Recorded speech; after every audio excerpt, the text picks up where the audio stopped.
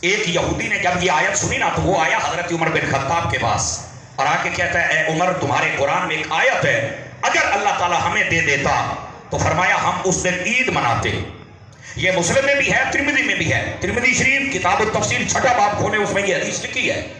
جب حضرت فاروق اعظم نے سنا کہ یہ اس ایک آیت کے ملنے پر عید منانے کے لیے مچل رہا ہے تو آپ نے فرمایا کون سی آیت ہے ذرا مجھے بھی بتاؤ، تو اس نے یہ آیت پڑھی الیوم اکملت لکم دینکم، کہ یہ اگر اللہ ہمیں بتا دیتا تو اس کا مطلب یہ ہوتا کہ ہمارا نبی آخری نبی ہے، تو اس کا مطلب یہ ہوتا کہ ہمارا دین مکمل ہے، تو بھائی ہماری تو عیدیں ہو جاتی ہیں، اس لیے ہم عید منانے کے لیے تیار تھے، لیکن چونکہ ہمیں بتایا نہیں گیا لہذا ہم عید بھی نہیں کرتے۔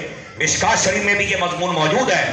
نبی پاک علیہ السلام کے پیارے غلام، اسلام کے دوسرے خلیفہ اور مرید رسول اور مراد رسول، فارق الحق والباطل، حضرت سیدنا فاروق اعظم رضی اللہ تعالی عنہ، آپ نے پتہ کیا فرمایا؟ غور سے سنیے گا سارے حضرات۔ فرمایا اگر تمہیں آیت یہ ملے، بھائی جان فاروق اعظم کا نظریہ یہ ہے اگر ایک آیت آ جائے، میں نے کیا کہا؟ اگر ایک آیت آ جائے تو 2 عیدیں ہو سکتی ہیں، جس دن آیتوں والا ہوتا جائے تو عید کیوں نہیں ہو سکتی ہے؟ Are you understand؟ بات سمجھ آ رہی ہے آپ کو؟ تو یہ قرآن مجید برہان رشید واضح کر رہا ہے عقل ہو تو مسئلے حل ہوتے ہیں۔ یہ پہلی بات۔ اب دوسری بات سنیے گا، قرآن مجید برہان رشید اگر آپ مطالعہ فرمائیں تو اللہ نے ایک اور مقام پر فرمایا اِنَّا نَحْنُ نَزَّلْنَا الذِّكْرَ وَإِنَّا لَهُ لَحَافِظُونَ۔ فرمایا اے محبوب صلی اللہ علیہ وسلم یہ قرآن مجید نازل بھی ہم نے کیا ہے اور اس کی حفاظت بھی ہم فرمائیں گے۔ حضرات توجہ کرنا، اتنا بڑا مجمع آپ غور کریں گے تو یہ موتی بھی آپ کو بڑا پسند آئے گا اور آپ کو فائدہ دے گا۔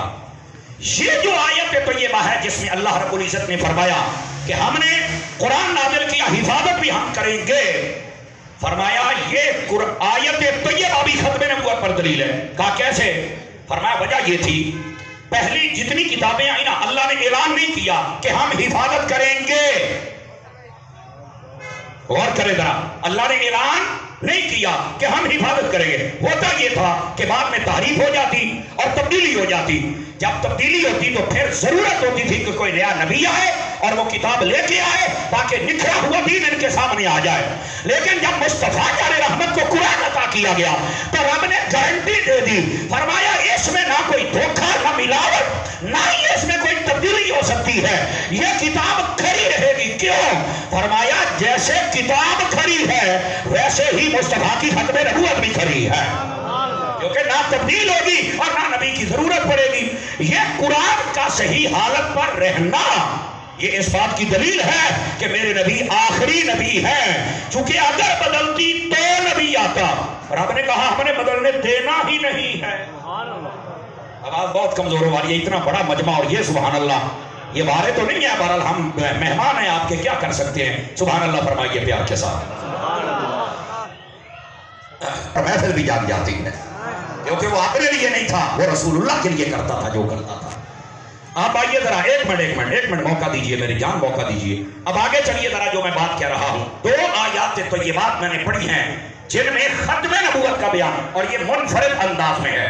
توجہ ہے حضرات؟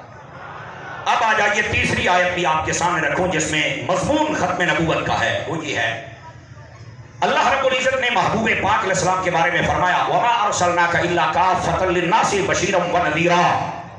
فرمایا اے محبوب صلی اللہ علیہ وآلہ وسلم ہم نے آپ کو ساری کائنات کی طرف رسول بنا کے بھیجا ہے۔ یہ آیت بھی ختم نبوت پر دلیل ہے۔ آپ کہیں گے حضرت وہ کیسے؟ ادھر دیکھیے میری طرف، علماء نے لکھا ہے کہ جب پہلے نبیوں کی ہم ہسٹری پڑھے نا تو کوئی نبی ہوتا تھا ایک علاقے کا، ایک شہر کا، ایک قوم کا، ایک ملک کا، تو ضرورت ہوتی تھی کہ یار ان کا تو یہ نبی ہے، ان کا کون ہے؟ تو پھر ان کے نبی کے بعد ان کے نبی کا اعلان کیا جاتا تھا، اس قوم کا یہ نبی ہے، اس کا کون ہے؟ یہ اعلان ہوتا تھا۔ اب